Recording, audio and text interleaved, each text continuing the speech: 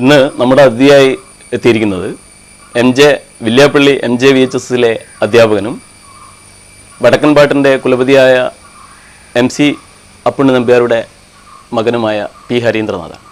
അദ്ദേഹം ഇന്ത്യയുടെ ചരിത്രം വളരെ സമഗ്രമായി പ്രതിപാദിക്കുന്ന ഹൃദ്യമായ ഭാഷയിൽ എഴുതിയ ഒരു പുസ്തകം പ്രകാശനം ചെയ്യപ്പെടുകയാണ്. ആ പുസ്തകത്തെ പരിചയപ്പെടുത്തുന്നതിന് ഇന്നിവിടെ എത്തിച്ചേർന്ന P. ഹരീന്ദ്രനാഥിനെ ഈ പരിപാടിയിലേക്ക് സ്വാഗതം ചെയ്യാം. മാഷ് ഈ ഒരു പുസ്തകം എഴുതുന്നതിൻ്റെ പശ്ചാത്തലം ഒന്ന് വിശദീകരിക്കാൻ കഴിയും? എൻ്റെ പുസ്തകത്തിൻ്റെ പേര് ഇന്ത്യ ഇരുളും വെളിച്ചവും എന്നാണ്.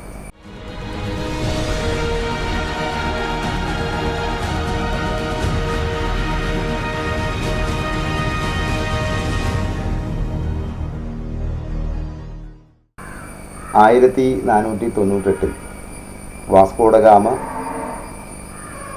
കേരളത്തിലെത്തിയതിനു ശേഷം 1948 ജനുവരി 30 മഹാത്മാഗാന്ധി വെടിയേറ്റ് മരിക്കുന്നതുവരെയുള്ള 5 നൂറ്റാണ്ട് കാലത്തെ സംഭവബഹുലമായ ഇന്ത്യൻ ജനത നടത്തിയ അധിനിവേശ പോരാട്ടങ്ങളാണ് എൻ്റെ പുസ്തകത്തിൻ്റെ ഉള്ളത്.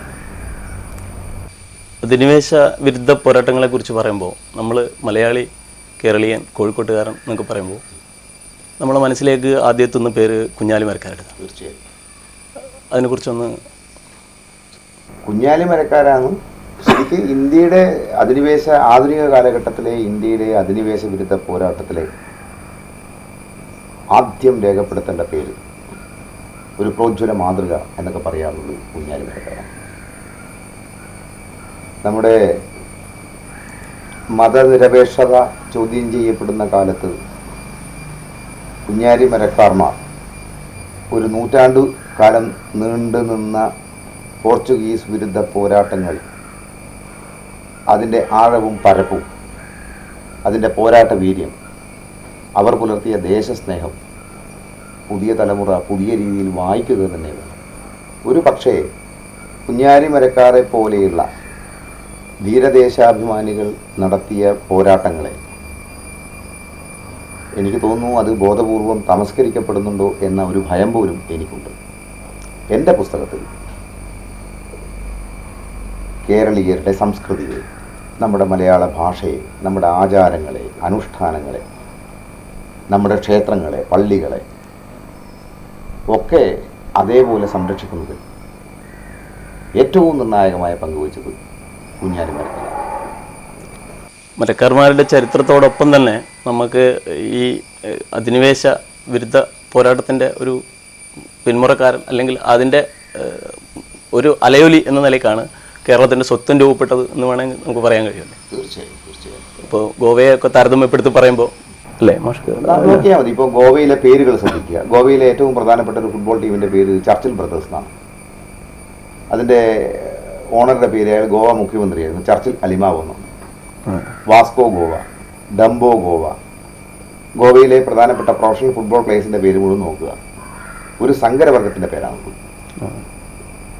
ഗോവയിൽ പോർച്ചുഗീസുകാർ ആധിപത്യം സ്ഥാപിച്ചതിന് ശേഷം ഗോവ കൃത്യമായി എല്ലാ അർത്ഥത്തിലും ഒരു ക്ലാസിക്കൽ പറങ്കി കോളനിയായി മാറുകയാണ്.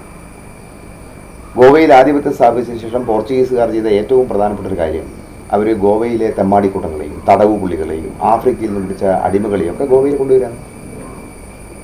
കൊങ്കിണി ഭാഷ സംസാരിക്കുന്നവരുടെ പിന്നാലെ ഓടി കൊല്ലുകയാണ് അവർ. ഗോവൻ ജനതയുടെ സംസ്കാരത്തിൻ്റെ അടിവേരുകൾ മുഴുവൻ പിഴുതെടുക്കുകയാണ്. ഇന്ന് എന്തിനാണ് ഗോവയിലേക്ക് പോകുന്നത്? ഗോവയുടെ മുഖമുദ്ര എന്താണ്? ഫെനി, പിന്നെ ടൂറിസത്തിൻ്റെ വിശദാംശം ഞാൻ കിടക്കുന്നില്ല. എന്താ കേരളത്തിൽ അതില്ലാത്തത്? കേരളത്തിൽ ഗോവയിൽ ഒരു കുഞ്ഞാലി മരക്കാറില്ലാതെ പോയി. അതാണ് അപ്പോൾ ഉജ്ജ്വലമായ ഒരു ചെറുത്തുനിൽപ്പ് നമുക്ക് എന്തായാലും ഈ കാര്യത്തിൽ നമ്മുടെ രാജ്യത്തിന്റെ മതേതര പാരമ്പര്യത്തിന്റെ ഏറ്റവും മികച്ച ഉദാഹരണം. അതുമാത്രമല്ല, നമ്മളിപ്പോൾ ഈ രാഷ്ട്രീയമായി അതല്ലെങ്കിൽ സാമ്പത്തികമായി സാമൂഹ്യമായി ഒക്കെ കീഴ്പ്പെടുത്തിയതിൻ്റെ കഥകളാണ് നമ്മുടെ സ്വാതന്ത്ര്യ സമര ചരിത്രത്തിൻ്റെ ഭാഗമായിട്ട് പലപ്പോഴും വന്നിട്ടുള്ളത്. എന്നാൽ അതിനപ്പുറത്ത് പാരിസ്ഥിതികമായ ഒരു കീഴ്പ്പെടുത്തൽ കൂടി നടത്തിയതിൻ്റെ ഒട്ടേറെ ഉദാഹരണങ്ങൾ, അത് കൂടുതൽ വായനയും ഒക്കെ നടക്കേണ്ട ഭാഗമാണ്. പക്ഷെ അതിലും കൂടെ പരാമർശിച്ചിട്ടുണ്ടെന്ന് വിചാരിക്കും. ഏറ്റവും വലിയ ഉദാഹരണം സിഫിലിസ് എന്ന് പറയുന്ന രോഗം. നമുക്കറിയില്ലായിരുന്നു. അത് കൊണ്ടുവന്ന പോർച്ചുഗീസുകാരാണ്. അതിന് അന്ന് പറഞ്ഞത് പറങ്കി പോകുന്നതാണ് പറഞ്ഞത്.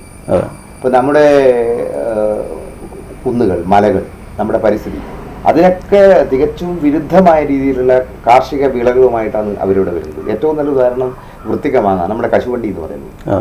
കശുവണ്ടി ശരിക്കും ഡാമേജ് ചെയ്യുന്നത് നമ്മുടെ മൊത്തം പരിസ്ഥിതിയിലാണ്. അതുപോലെ തന്നെ ഈ പോർച്ചുഗീസുകാർ കൊണ്ടുവന്ന എല്ലാ പുകയില, നമ്മൾ പറയുന്ന കറമൂസ, പപ്പായ തുടങ്ങിയ വ്യാപകമായി കൃഷി ചെയ്യപ്പെട്ടപ്പോൾ എത്രയോ നൂറ്റാണ്ട് കാലം നമ്മുടെ ഇന്ത്യയിലുണ്ടായിരുന്ന, കേരളത്തിലുണ്ടായിരുന്ന ഔഷധ സസ്യങ്ങൾ ഒക്കെ നഷ്ടപ്പെട്ടു പോയി. ശരിക്കും അതിനെ ഡോക്ടർ കെ എൻ ഗണേഷ് കേരളത്തിന്റെ ഇന്നലകളിലൂടെ എന്ന പുസ്തകത്തിൽ പറയുന്ന പാരിസ്ഥിതിക സാമ്രാജ്യത്വം എന്നാണ്, ഇക്കോളജിക്കൽ ഇമ്പീരിയലിസം. ശരിക്ക് പഠിക്കേണ്ട ഒരു വിഷയമാണ്.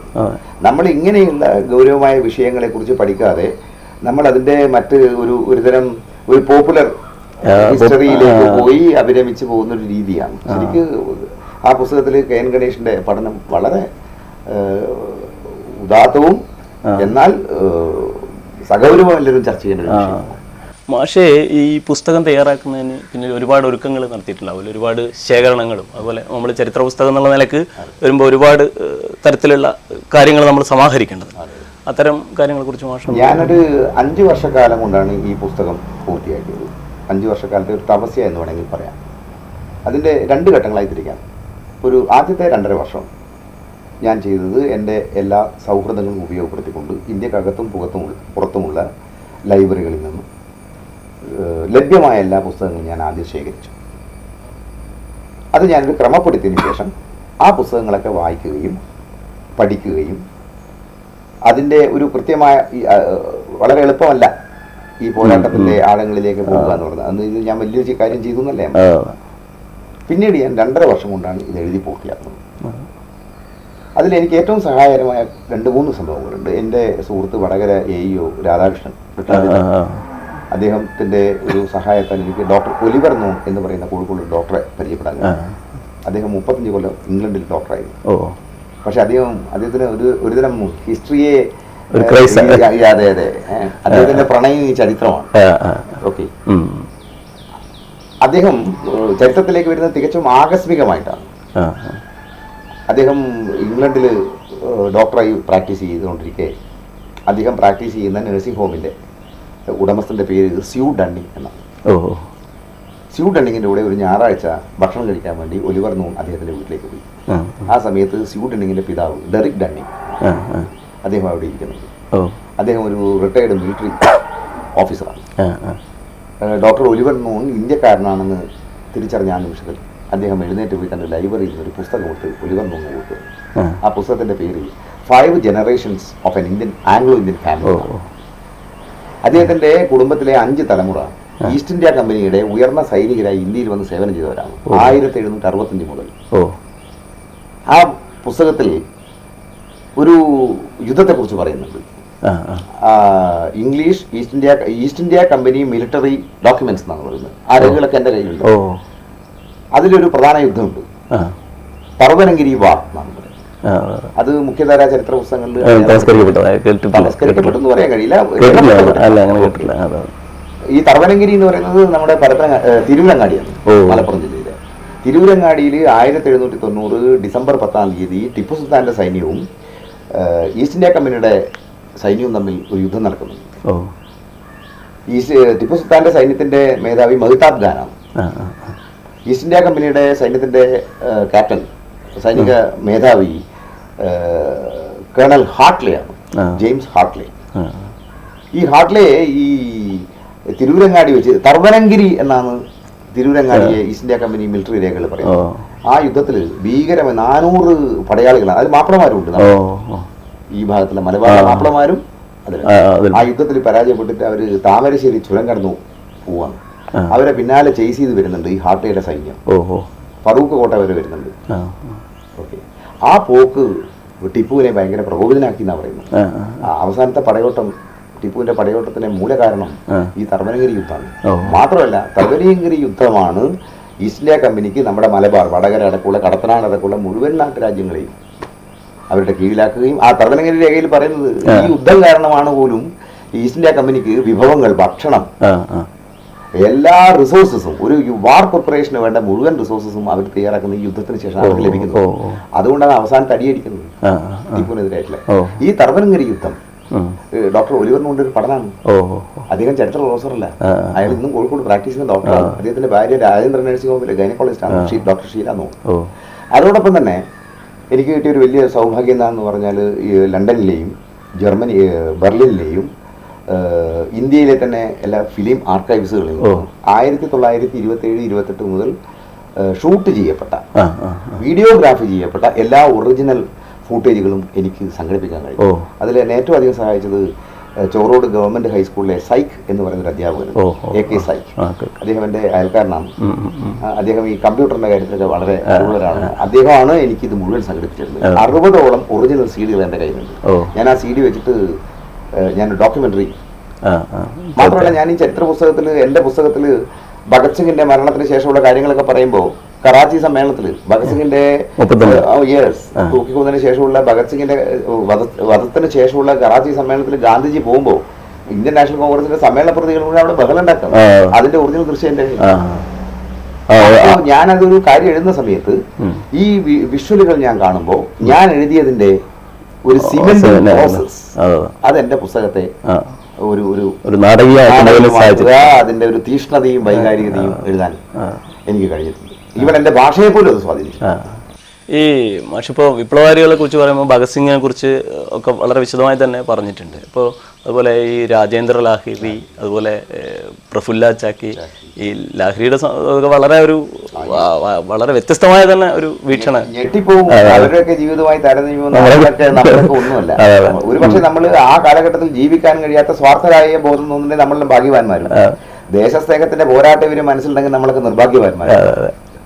കർത്താർ സിംഗ് സറാബി ഉണ്ട്, പാട്ട് പാടിയിട്ട് തൂക്കുമരത്തിലേക്ക് പോയ. ഈ ലാഹിരിയുടെ ഞാനത് വളരെ തൂക്കിലേറ്റാൻ പോകുന്ന സമയത്ത് എക്സസൈസ് ചെയ്യാണ്, വ്യായാമം ചെയ്യാണ് കേട്ടോ.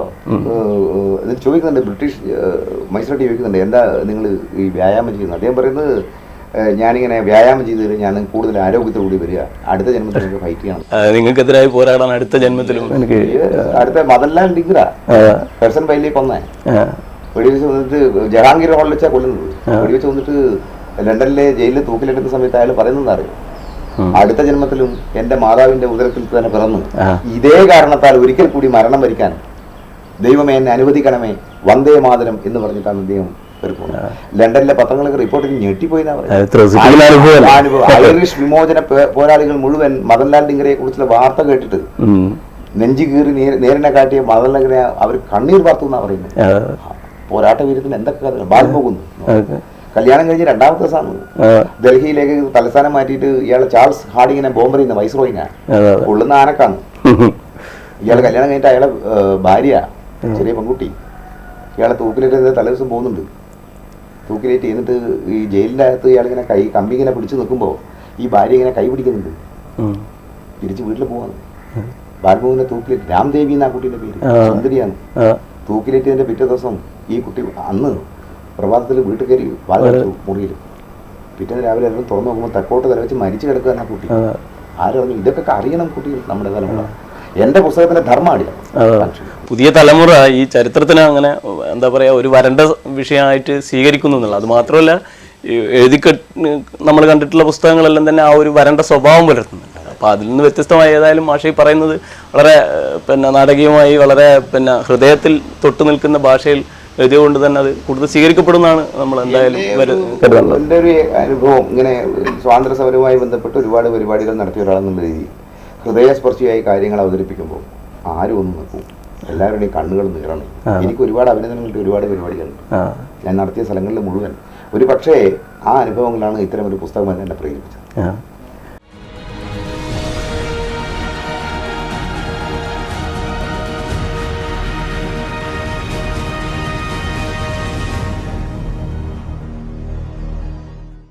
പക്ഷേ ഇപ്പോൾ അതുപോലെ ഇപ്പോൾ നമ്മൾ സ്ത്രീകളുടെ ഒരു സാന്നിധ്യം, ഇന്ത്യൻ സ്വാതന്ത്ര്യ സമരത്തിലെ സ്ത്രീകളുടെ സാന്നിധ്യത്തെക്കുറിച്ചും വളരെ കൂടുതലൊന്നും എഴുതപ്പെട്ടിട്ടില്ല. മാഷ പുസ്തകം അത്തരം കാര്യങ്ങളിലേക്ക് വെളിച്ചം വീശുന്നുണ്ട്. ഞാൻ എൻ്റെ ഒരു പ്രത്യേക അധ്യായം തന്നെ കനൽ വഴിയിലെ സ്ത്രീരത്നങ്ങൾ, അതിൽ നമ്മുടെ പെൺകാലങ്ങൾ, നമ്മൾ ഡോക്ടർ പി ഗീത മാഷ ഭാര്യ, അദ്ദേഹം ടീച്ചർ എഴുതിയൊരു പുസ്തകമുണ്ട് പെൺകാലങ്ങൾ. അതിൽ വളരെ ഗംഭീരമായ പഠനമാണ്. മാപ്പിള കലാപം, നമ്മൾ മാപ്പിള കലാപം എന്താ പറയുക, മലബാർ കലാപം, മാപ്പിള കലാപം എന്നൊക്കെ പറയും. ആയിരക്കണക്കിന് 10,000-കണക്കിന് മാപ്പിളമാരാണ് വെടിയേറ്റ് മരിക്കുകയും നാട് കടത്തപ്പെടുകയും അന്തമാനിലേക്ക് പോവുകയും ഒക്കെ ചെയ്യുന്നത്.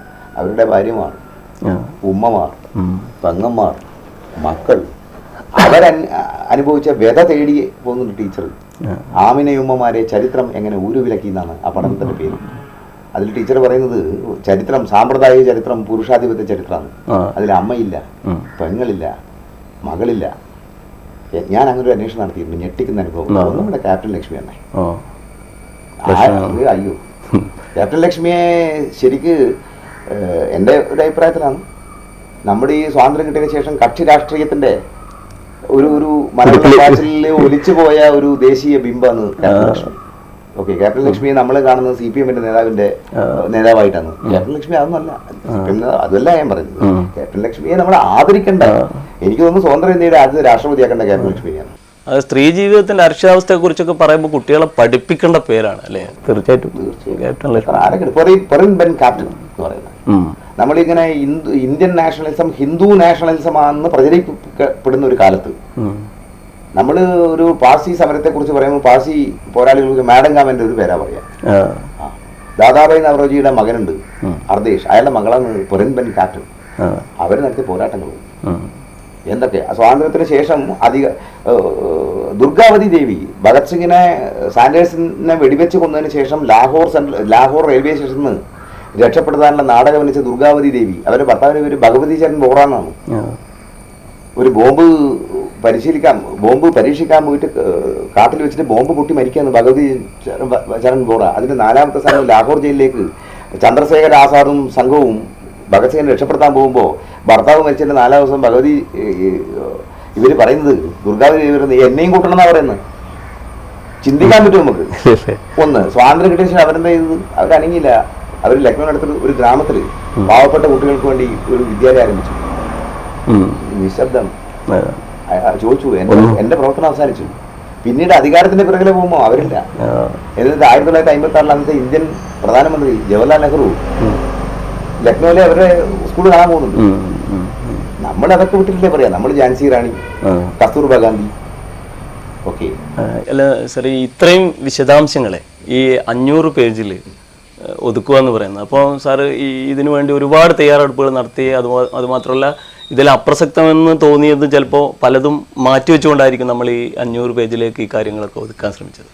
അങ്ങനെ മാറ്റിവെച്ച കാര്യങ്ങളെക്കുറിച്ച് വളരെ ദുഃഖത്തോടു കൂടിയാണ് ഞാൻ എൻ്റെ ഈ 500 കൊല്ലക്കാലത്തെ പോരാട്ടം 500 പേജിൽ ഒതുക്കിയത്. ആ 500 പേജിൽ ഒതുക്കുന്നതിനിടയിൽ ഞാൻ വെട്ടിമാറ്റിയ ഒരുപാട് ധീരരായ സാധാരണക്കാരുടെ കഥകളുണ്ട്. അത് ഈ പുസ്തകത്തിൽ ഉൾക്കൊള്ളിക്കാൻ കഴിഞ്ഞില്ലല്ലോ എന്ന ദുഃഖമാണ് എനിക്കുള്ളത്. എന്തെങ്കിലും ഒരു കാലത്ത് എനിക്കിത് കഴിയുമെന്ന ഒരു ആശയും പ്രത്യാശയും എനിക്കുണ്ട്. ശരിക്കും പഠിക്കേണ്ടതാണ്. നമ്മുടെ ഇന്ത്യ ചരിത്രം മഹാത്മാഗാന്ധി, ജവഹർലാൽ നെഹ്റു, സർദാർ വല്ലഭായ് പട്ടേൽ എന്ന് പറഞ്ഞ് ഒതുക്കല്ല വേണ്ടത്. അതിന്റെ പിന്നിൽ നടന്ന പോരാട്ടങ്ങൾ, അതിൽ വെടിയേറ്റ് മരിച്ചവർ, തൂക്കിലേറ്റപ്പെട്ടവർ, പീരങ്കി പോയിൽ കിട്ടി, അവരൊക്കെ ആര് പറഞ്ഞു? അത് പഠിക്കില്ല. എൻ്റെ ഒരു പുസ്തകം ഞാൻ പ്രധാനമായും ഫോക്കസ് ചെയ്തത് ആ ഒരു ആംഗിളിലാണ്. അതുമാത്രമല്ല, ഇതിപ്പോൾ നമ്മൾ ധാരാളം ചരിത്ര പുസ്തകങ്ങളുണ്ട്. പക്ഷെ ഓരോക്കെ തന്നെ ഇതിൽ പ്രത്യേക മേഖലയിൽ ഗവേഷണം നടത്തി അതിൻ്റെ ആഴങ്ങളിലേക്ക് പോയി ഒക്കെയാണ് ചെയ്യുന്നത്. പക്ഷേ ഈ ഒരു ചരിത്രത്തിൻ്റെ ഒരു ഏകദേശ ധാരണ കിട്ടുന്ന തരത്തിലുള്ള പുസ്തകങ്ങൾ വളരെ അപൂർവമാണ് എന്ന ഒരു അഭിപ്രായമാണ് എനിക്കുള്ളത്. പക്ഷേ അതിനെക്കുറിച്ച് എന്താ? ഞാനത് എൻ്റെ പുസ്തകത്തിന് ഒരു അക്കാഡമിക് സ്വഭാവമില്ല. ഇത് ഞാൻ എഴുതിയത് എൻ്റെ ആമുഖത്തിൻ്റെ പേര് പ്രവേശകം എന്നാണ്. അതിലെ ആദ്യത്തെ വാചകം സാധാരണക്കാരായ ദേശസ്നേഹികൾക്ക് വേണ്ടിയാണ് ഈ പുസ്തകമാണ്. ഞാനൊരു അനിലിനോടൊരു കാര്യം ചോദിക്കട്ടെ. നമ്മൾ വർഗീയത ഇന്ത്യയിൽ ഏറ്റവും അധികം, എൻ്റെ നാട്ടിലെ സാധാരണക്കാരായ ഒരുപാട് വായനക്കാരുണ്ട്. ഇന്ത്യയിലെ വർഗീയ ഒരു ഇതേക്കുറിച്ച് പഠിക്കണം. അധികം കേരള യൂണിവേഴ്സിറ്റി പോകാനാ? ഇല്ലല്ലോ. ഇല്ല. അപ്പോൾ എൻ്റെ പുസ്തകം ഈ നമ്മുടെ ഹൃദയം കൊത്തി നിറക്കുന്ന ഒരു രാഷ്ട്രീയ അനുഭവത്തെ, അതിൻ്റെ പശ്ചാത്തലത്തെ, സാധാരണക്കാരന് ഇപ്പോൾ യൂണിവേഴ്സിറ്റി പേര് പഠിക്കാൻ പറ്റില്ലല്ലോ. ഇല്ല, അത് അവർക്ക് വേണ്ടി എഴുതിയ പുസ്തകം. അതുകൊണ്ട് അക്കാഡമിക് ചരിത്രകാരന്മാർ അവർ നിർദ്ദിഷ്ടമായ വിഷയത്തിൽ നടത്തിയ അതിഗഹനമായ പഠനങ്ങളാണ് അവർ. ഞാൻ ആ പഠനങ്ങളെ മുഴുവൻ പരിമിതികൾക്കുള്ളിൽ നിന്നുകൊണ്ട് സാധാരണക്കാരിലേക്ക് ലളിതവൽക്കരിച്ച് സമഗ്രമായി ചെയ്തു എന്നുള്ളതാണ്. അതുപോലെ മാഷെ ഇപ്പോൾ ഈ ഗാന്ധിജിയിൽ കൂടുതൽ ഊന്നിക്കൊണ്ടുള്ള ഒരു നിരീക്ഷണമാണ് നടത്തിയെന്ന് എൻ്റെ ഒരു അഭിപ്രായം. ഗാന്ധിജിയെ കുറിച്ച് പറയാനുള്ളതുകൊണ്ട് ഗാന്ധിജിയെ കുറിച്ച് പറഞ്ഞു. എല്ലാം സത്യസന്ധമാണ്. സുഭാഷ് ചന്ദ്രബോസിനെ കുറിച്ച് ഞാൻ കൃത്യമായ ഒരു അധ്യായം എഴുതിയിട്ടുണ്ട്. അത്ഭുതകരമായ സംഭവമാണ്. കാരണം മുഖ്യധാര ചരിത്ര പുസ്തകങ്ങളിൽ സുഭാഷ് ചന്ദ്രബോസ് പൂർവേഷ്യയിൽ നടത്തിയ പോരാട്ടങ്ങൾ എഴുതിയിട്ടില്ല. ഞാൻ 5 മാസമാണ് അതിന്റെ പിറകെ നടന്നത്. ഞാൻ പല ഘട്ടങ്ങളിൽ പൊട്ടിക്കരഞ്ഞു പോയിട്ടുണ്ട് സുഭാഷ് ചന്ദ്രബോസിന്റെ. നമ്മുടെ INA എന്നൊക്കെ പറയുന്നത്, INA പോരാളികൾ യുദ്ധത്തിൽ പരാജയപ്പെട്ട് തിരിച്ചു പോകുമ്പോൾ ഞെട്ടിപ്പോവും. സ്വതന്ത്ര ഇന്ത്യയിൽ അവർക്ക് പെൻഷൻ കൊടുക്കുന്ന 1972 ഇന്ദിരാഗാന്ധി പ്രധാനമന്ത്രിയായ കാലത്താണ്. പാകിസ്ഥാൻ എന്താ ചെയ്തത്? INA പോരാളികളെ മുഴുവൻ അവിടുത്തെ പട്ടാളത്തിന്റെ ഏറ്റവും ഉയർന്ന നിലവാരത്തിൽ ഒന്നും വേണ്ട. ഇവർ യുദ്ധത്തിൽ പരാജയപ്പെട്ട് തിരിച്ചു പോകുമ്പോൾ, ബർമീസ് കാട്ടിൽ തിരിച്ചു പോകുമ്പോൾ ഈ സ്റ്റീൽ വെല്ലിന്റെ നേതൃത്വത്തിലുള്ള അമേരിക്കൻ ബോംബർ വിമാനങ്ങൾ വന്നിട്ട് വെടിവെച്ചിട്ട് ഇവരുടെ ശരീരം മുഴുവൻ ചോരയാണ്. ഇവർ കാട്ടിലൂടെ പോകുന്ന സമയത്ത് ഒരു അട്ടയുണ്ട്. ഈ അട്ട ശരീരത്തിൽ ഇങ്ങനെ കമ്പിട്ട് ഏത് ശരീരം മുഴുവൻ സമയത്ത് തോക്ക് കൊണ്ട് ജയ് ഹിന്ദ് എന്ന് അലറിയിട്ട് ചെവിയിൽ വെടിവെച്ച് മരിച്ച 100 കണക്കിന് INA പട്ടാളക്കാരനുണ്ട്. ആരോ ഈ കഥ, ആ കഥ എന്റെ പുസ്തകം പറയുന്നുണ്ട്. അറിയോ നിങ്ങൾ? ഷാനവാസ് ഖാൻ എന്ന് പറയുന്നത്. ഷാനവാസ് ഖാൻ സുഭാഷ് ചന്ദ്രബോസിന്റെ ഏറ്റവും അടുത്ത ആളായിരുന്നു. അദ്ദേഹം സ്വതന്ത്ര ഇന്ത്യയിലെ മന്ത്രിയായിരുന്നു. അദ്ദേഹത്തിന് 5 മക്കളാണുള്ളത്. ഒരു ദത്തുപുത്രി ഉണ്ടായിരുന്നു, ലത്തീഫ ഫാത്തിമ എന്ന് പറയുന്നത്. അവരുടെ മകനാണ് ഷാരൂഖ് ഖാൻ, നമ്മുടെ ഹിന്ദി സിനിമ. ഓക്കെ, അദ്ദേഹത്തിന്റെ ആത്മകഥയിൽ പറയുന്നുണ്ട്, ഈ യുദ്ധം പരാജയപ്പെട്ട് തിരിച്ചുവിടുന്ന സമയത്ത് വിശന്ന് വരഞ്ഞിട്ട് കുറെ INA പട്ടാളക്കാർ 4 ദിവസം മുമ്പ് മരിച്ച ഒരു കുതിരയുടെ ശവമില്ലേ, ആ ശവത്തിൽ നിന്ന് മാംസം ഇങ്ങനെ പിടിച്ചു തിന്നാണ്. അത് നേരിട്ട് കാണുന്നുണ്ടായിരുന്നു. ആലോചിച്ച് നോക്ക്, അവരെന്തിനാ മരിച്ചത്? അതറിയണ്ടേ? അതറിയാത്തവരല്ലേ, ചരിത്രം അറിയാത്തവരല്ലേ വർഗീയവാദിയാണ്. ഓക്കെ, അതിലാരൊക്കെ ഉണ്ട്? ഹിന്ദു ഉണ്ട്, മുസ്ലിം ഉണ്ട്, ക്രിസ്ത്യാനി ഉണ്ട്, പാഴ്സി ഉണ്ട്, എല്ലാവരും ജൈനുണ്ട്, ബുദ്ധനുണ്ട്.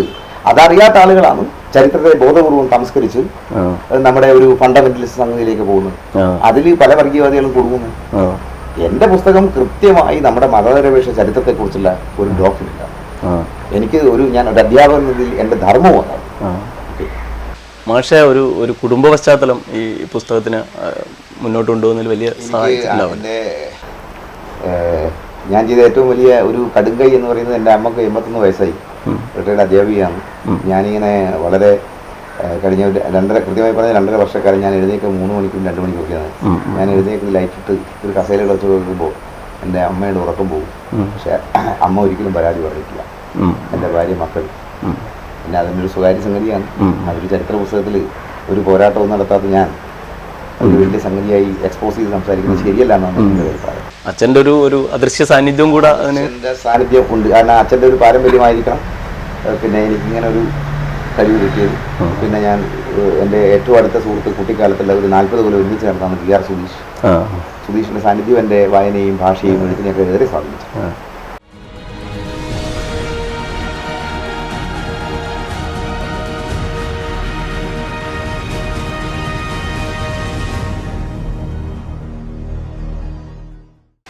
അപ്പോൾ നമ്മൾ നേരത്തെ പറഞ്ഞതുപോലെ ഗാന്ധിജി ഇന്ത്യൻ സ്വാതന്ത്ര്യ സമരത്തിലെ സ്വാതന്ത്ര്യ സമരത്തെ ഒരു ഘട്ടം കടന്നപ്പോൾ ഒരു ചരടിൽ കോർത്ത മണികൾ പോലെ ഒറ്റ വരിയാക്കി നിർത്തി സ്വാതന്ത്ര്യ പോരാട്ടത്തെ മുന്നോട്ട് നയിക്കുന്നതിൽ ഉജ്ജ്വലമായ പങ്കാണ് വഹിച്ചത്.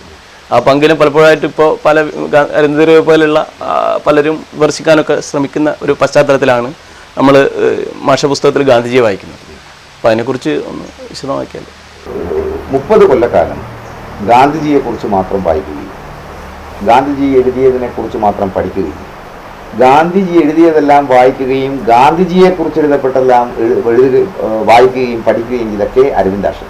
ഒരുപക്ഷെ ഇന്ന് ഇന്ത്യയിൽ ജീവിച്ചിരിക്കുന്ന ഏറ്റവും വലിയ ഗാന്ധിയൻ പണ്ഡിതന്മാരിൽ ഒരാളാണ്. ഞാൻ ഈ പുസ്തകരചനയുമായി നിരവധി തവണ അദ്ദേഹത്തെ പോകുന്നത്, അദ്ദേഹത്തിൻ്റെ ശിഷ്യനായി മാറുകയാണ് ഞാൻ ചെയ്തത്. അദ്ദേഹം എന്നോട് പറഞ്ഞത്, ഹരി, 30 കൊല്ലം ഇതിന്റെ പിന്നാലെ നടത്തി എനിക്ക് കൃത്യമായി മനസ്സിലാക്കിയിട്ടില്ല. ആലോചിച്ച് നോക്കണം, ആരാ ഗാന്ധിയെ കൃത്യമായി പഠിച്ചത്? നമുക്കറിയുന്ന രാഷ്ട്രീയ ഗാന്ധിയല്ലേ, അതും അവിദഗ്ധമായ അവിടുന്ന് ഇവിടുന്ന് കേട്ട അറിവുകളല്ലേ. ഗാന്ധി എഴുതിയ 100 വോളിയാണ് അദ്ദേഹത്തിന്റെ സമ്പൂർണ്ണ കൃതികൾ. അതിൽ അദ്ദേഹം എഴുതിയ 60% പരിസ്ഥിതിയെക്കുറിച്ചാണ്, പ്രകൃതിയെക്കുറിച്ചാണ്, ആരോഗ്യത്തെക്കുറിച്ചാണ്. ഗാന്ധി എന്ന് പറയുന്നത് ഒരു സമഗ്രമായ ദർശനമാണ്. അത് പഠിക്കുക എന്ന് പറഞ്ഞാൽ എളുപ്പമല്ല. അതിൽ ഏതെങ്കിലും ആ സമഗ്രതയെ കൈവിട്ട് ഗാന്ധിയുടെ ഏതെങ്കിലും ഒരു ഭാഗം മാത്രം എടുത്ത് ചർച്ച ചെയ്യുന്നത് ഖണ്ഡശ വിമർശനമാണ്. കാരണം ഓരോരുത്തരും സ്പെഷ്യലൈസ്ഡ് ചില ഏരിയ ഉണ്ടാവും. ആ ഏരിയയിലെ പരിമിതമായ അറിവ് വെച്ചിട്ടാണ് ഗാന്ധിയെ വിമർശിക്കുന്നത്. ഞാൻ ഒരു ഉദാഹരണം പറയാം. ഈ അരുന്ധതി റോയ് ഈ അയ്യങ്കാളിയുമായി ബന്ധപ്പെടുത്തിയാണെന്ന് തോന്നുന്നു വിമർശനം. ഞാനത് കൃത്യമായിട്ട് വായിച്ചില്ല. ഒറ്റ സംഭവം പറയാം. അന്ന് മഹാത്മാഗാന്ധി ഒന്നല്ല, 1902 അദ്ദേഹം ഒരു MK ഗാന്ധി എന്ന് പറയും, മോഹൻദാസ് കരംചന്ദ് ഗാന്ധി എന്ന് പറയുന്ന ഒരു ബാരിസ്റ്റർ മാത്രം ദക്ഷിണാഫ്രിക്കയിലെ പോരാട്ടത്തിനിടയിൽ അദ്ദേഹം 1902 ഇന്ത്യയിലേക്ക് തിരിച്ചു വന്നു. അന്ന് കൽക്കട്ട കോൺഗ്രസ് സമ്മേളനം നടക്കുകയാണ്, ഇന്ത്യൻ നാഷണൽ കോൺഗ്രസിന്റെ കൽക്കട്ട സമ്മേളനം. അന്ന് ഡി വാച്ച ബദറുദ്ദീൻ തായാബ്ജിന്റെ അന്നത്തെ വക്കീൽ ഫീസ് ഇനത്തിലെ വരുമാനം 1 ലക്ഷം രൂപയാണ്. ചിന്തിക്കാൻ പറ്റുമോ നമുക്ക്? ഇവർ ബോംബെയിൽ നിന്ന് കൽക്കട്ടക്ക് പോകുന്നത് കോൺഗ്രസ് നേതാക്കളും, അതായിരുന്നു അന്നത്തെ കോൺഗ്രസ്. ഓക്കെ, സവർണരായ ആളുകൾ, സമ്പന്നരായ ആളുകളുടെ കോൺഗ്രസ്. അതിനെ പൊട്ടിക്കുന്ന ഗാന്ധിയാണ് നാഗ്പൂർ സമ്മേളനത്തിൽ 1920. ഓക്കെ, ഇംഗ്ലീഷ് പറയുന്ന ബാബുമാര്, സമ്പന്നരായ ആളുകളെ കോൺഗ്രസിന്റെ ശ്രേണി, അധികാരത്തിന്റെ ശ്രേണിയിൽ നിന്ന് കട്ട് ചെയ്ത് മാറ്റുന്ന ഗാന്ധിയാണ്. ഇയാൾ കൽക്കട്ടയിൽ പോകുന്നു, ഗാന്ധിജി എത്തി, അതേ തീവണ്ടി അയാൾ പോകുന്നത്, കമ്പാർട്ട്മെന്റ് വേറെയാണ്. കൽക്കട്ടയിൽ എത്തി നോക്കുമ്പോൾ എന്താ സംഭവം എന്ന് പറഞ്ഞാൽ, ഈ ഡി വാച്ചയെ പോലെയും ബദറുദ്ദീൻ തയ്യാബ്ജിനെ പോലെയുള്ള വലിയ പണക്കാരായ നേതാക്കന്മാർ പോകുന്നത് അവർക്ക് പ്രത്യേക സെറ്റപ്പാണ്. അന്ന് എയർ കണ്ടീഷൻ ഒന്നും എനിക്കറിയില്ല. ഗാന്ധിജി താമസിക്കുന്ന റിപ്പൻ കോളേജിലാണ്. ഓക്കെ, ലോർഡ് റിപ്പൻ, പഴയ വൈസ്രോയിയുടെ സ്മാരകമായി ഉണ്ടാക്കിയതാണ്. അവിടെ വന്ന സമ്മേളന പ്രതികൾക്ക് കക്കൂസിന്റെ ഉപയോഗം അറിയില്ല.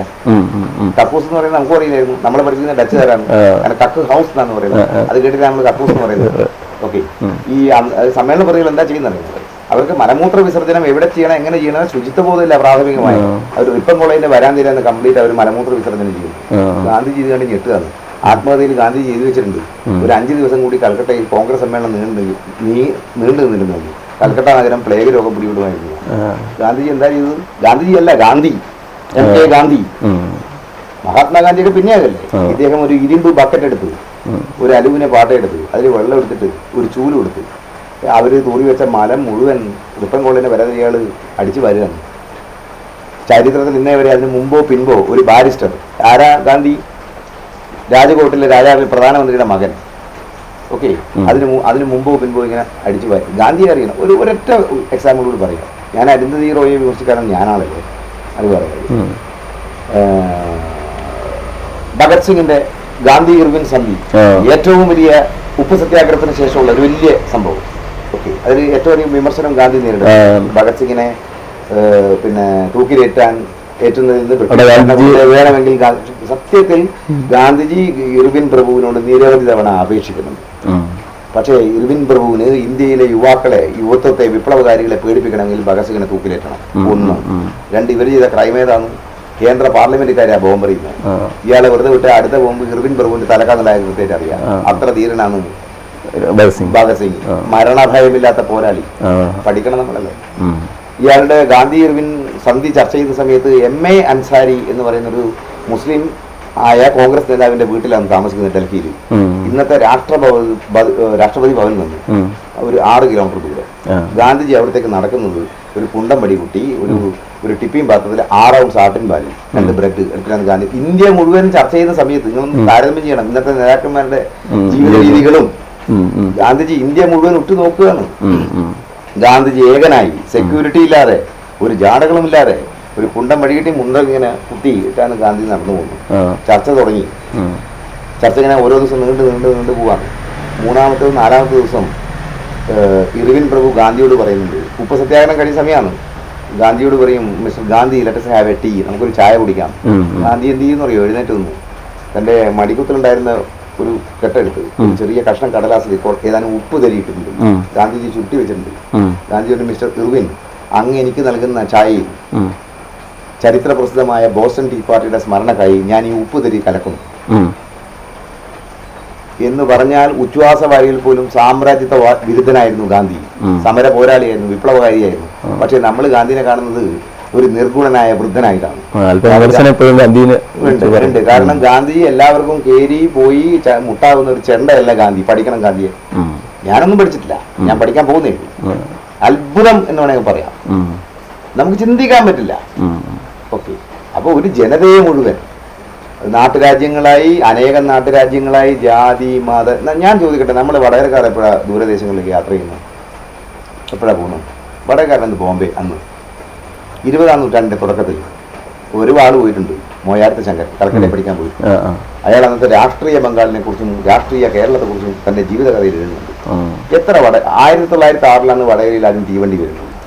ദേശങ്ങളിൽ നിന്ന് രാഷ്ട്രങ്ങളിലേക്ക് യാത്ര ചെയ്യുന്ന 1906 ആ കാലത്താണ് ഗാന്ധി ആലോചിച്ച് നോക്കണം, ഇവരെ മുഴുവൻ കൂട്ടിപ്പിടിച്ച് തന്റെ ചെറുവിരൽ കൊണ്ട് കൊണ്ടുപോകുന്നത്. അത്രയും മഹത്തായ സേവനം ചെയ്ത ഗാന്ധിജിയെ അദ്ദേഹത്തിന്റെ ഭാഗത്ത് നിന്ന് ഗാന്ധിജി മനുഷ്യനാണ്, വീഴ്ചകളൊക്കെ ഉണ്ടാവാം, ആർക്കാ വീഴ്ചകളില്ലാത്തത്. അത് മാത്രം ഹൈലൈറ്റ് ചെയ്തിട്ട് അദ്ദേഹം നടത്തിയ ഒരു പുരുഷായുസ് മുഴുവൻ നടത്തിയ പോരാട്ടങ്ങളെ അദ്ദേഹം ലോകത്തോട് എന്റെ ജീവിതമാണ് എന്റെ സന്ദേശം എന്ന് പറയുന്നത് ഗാന്ധിജി. അദ്ദേഹം കോട്ട് ചെയ്യുന്നത് എപ്പോഴാണ് പറയുന്നത് അറിയാവോ? കൽക്കട്ടയിൽ വെച്ചിട്ടാണ് 1947 അവിടുത്തെ 46 അവിടുത്തെ വർഗീയ കലാപം, ഹിന്ദു മുസ്ലിം കലാപം കത്തി നിൽക്കുന്ന സമയത്ത് ഗാന്ധിജി ഉപവാസം അനുഷ്ഠിക്കുകയാണ്. എന്നിട്ട് മൗണ്ട് ബാറ്റൻ പറയുന്നുണ്ട് 50,000 വർഗീയ വിഭജന കാലത്തെ വർഗീയ കലാപത്തിലെ 50,000 ബൗണ്ടറി ഫോഴ്സ്. എന്നിട്ട് മൗണ്ട് ബാറ്റൻ പറയുന്നുണ്ട് 50,000 പട്ടാളക്കാർക്ക് കഴിയാത്ത കാര്യം അന്ന് നിർവഹിച്ചു. നിരാഹാരം പിൻവലിച്ചിട്ട് സമാധാനത്തിന് വേണ്ടി ഒരു സംഘടന ഉണ്ടാക്കുന്നത് ശാന്തി സേന. ഈ ശാന്തി സേനയുടെ സെക്രട്ടറിയാണ് ദേബോദാസ് ഗുപ്ത. അദ്ദേഹം ഗാന്ധിജിയോട് വെച്ച് പറയും, കൈകൂപ്പിട്ട് പറയും, എനിക്കൊരു സന്ദേശം എഴുതി തരണം. എന്നിട്ടാണ് ഇയാൾ ബംഗാളിൽ നിന്ന് എന്റെ ജീവിതമാണ് എന്റെ സന്ദേശം. അങ്ങനെ ആർജവത്തോടെ പറയാൻ അരുന്ധതി റോയ് അടക്കമുള്ള എത്ര പേര് തയ്യാറാകും എന്നിടത്താണ് ഗാന്ധിജിയുടെ പ്രസക്തി. ഓക്കെ, അത് രാഷ്ട്രീയ ഗാന്ധി മാത്രമല്ല, ഒരു അഹിംസാ ഗാന്ധി ഉണ്ട്, ധാർമ്മിക ഗാന്ധി ഉണ്ട്, പാരിസ്ഥിതിക ഗാന്ധി ഉണ്ട്. ഇതൊക്കെ കൂടുമ്പോഴാണ് അദ്ദേഹത്തിന്റെ ദർശനത്തിന്റെ സമഗ്രത. ഓക്കെ, അത് തമസ്കരിക്കപ്പെടരുത്. ഞാനൊരു ഗാന്ധി ഭക്തനോ അല്ല, ഞാൻ ഞാൻ കോൺഗ്രസ്സുകാരനോ അല്ല. ഓക്കെ, ഞാനൊരു ഇടതുപക്ഷ ചിന്താഗതിക്കാരനാണ്.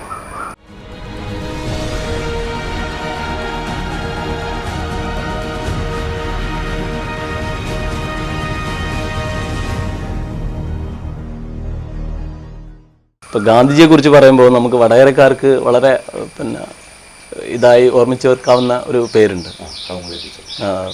ടീച്ചറുടെ ഒരു ത്യാഗത്തിന്റെ. പിന്നെ കൗമുദി ടീച്ചർ എടുത്ത് പുറമേ 1934 വടകര നമ്മുടെ ഇന്നത്തെ കോട്ടപ്പറമ്പിലാണ്.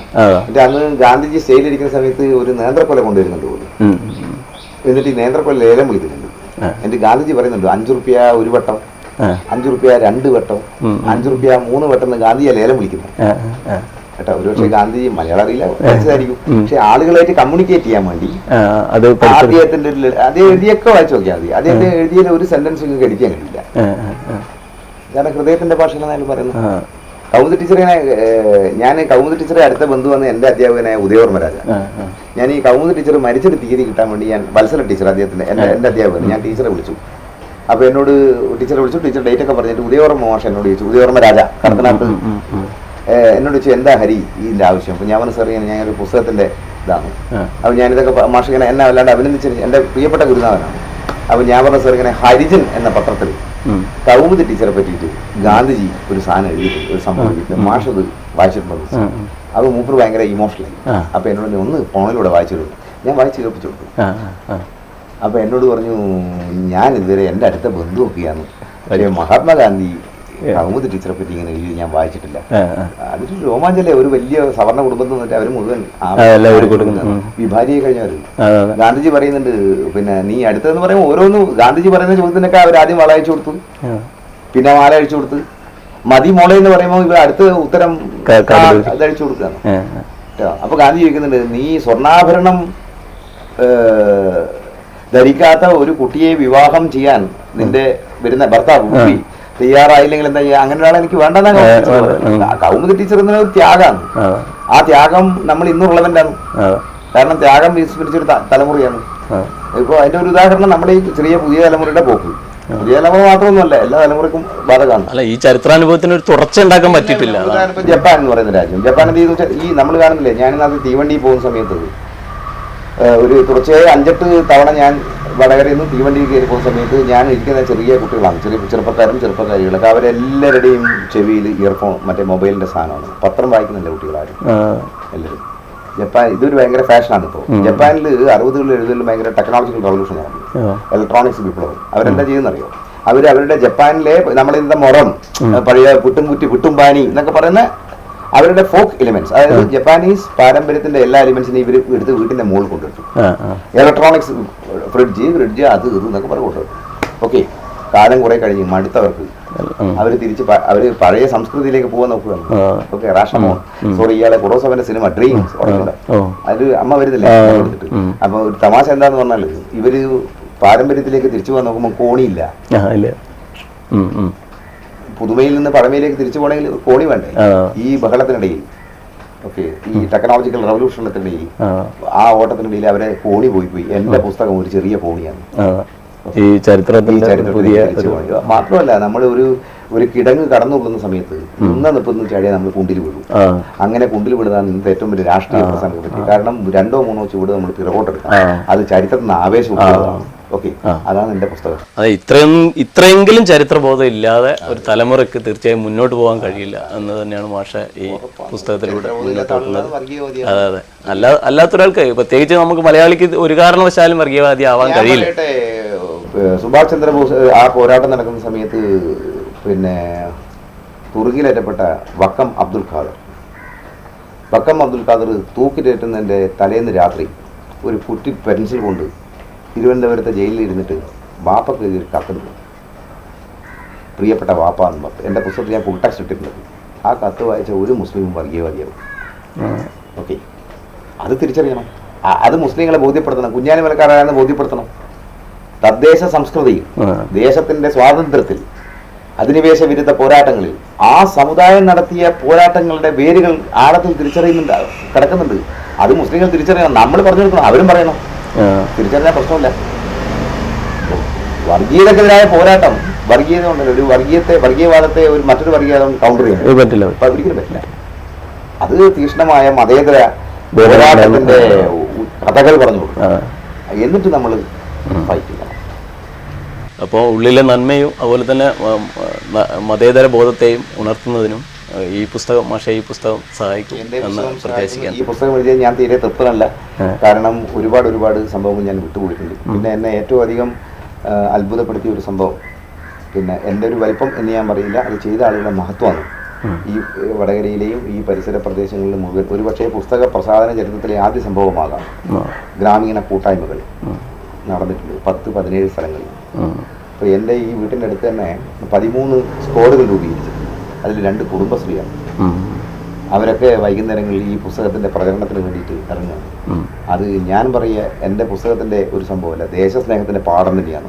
അവർക്കറിയണം എന്ത് ചെയ്തു. എന്നോട് സാധാരണക്കാരെ ആളുകൾ ചോദിക്കുന്നുണ്ട്, ഗാന്ധിജിയെ പറ്റി, ഝാൻസി റാണിയെ പറ്റി, ഭഗത് സിംഗിനെ പറ്റി.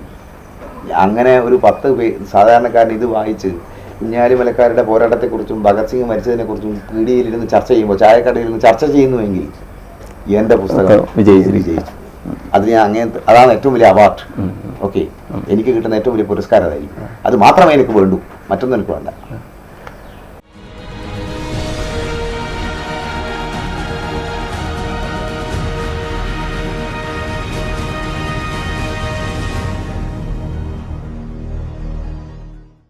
മാഷി ഈ പുസ്തകത്തിൻ്റെ അനുഭവം നമ്മുടെ ഈ കടത്തനാട് ചാനലിൻ്റെ പ്രേക്ഷകർക്ക് വേണ്ടി ഇത്രയും നേരം പങ്കുവച്ചതിൽ വളരെയേറെ നന്ദിയുണ്ട്.